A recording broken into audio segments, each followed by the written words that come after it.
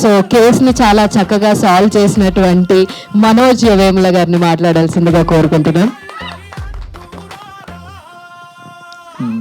Thank you so much. ఇక్కడికి వచ్చిన అందరికీ థ్యాంక్స్ అలాట్. ఏం చెప్పాలో అర్థం కావట్లేదు.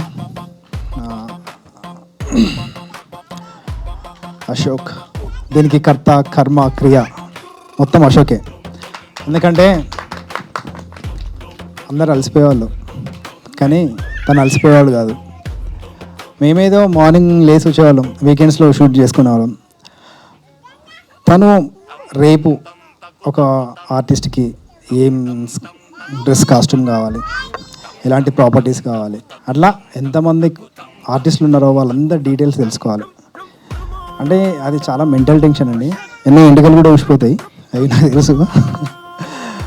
సో తనకి ఎంత చెప్పినా తక్కువే, ఇక దాని గురించి వేస్ట్ చెప్పి. ఎందుకంటే ఆ వర్డ్స్ తక్కువ అయిపోతాయి. తను చాలా హార్డ్ వర్క్ చేశారు.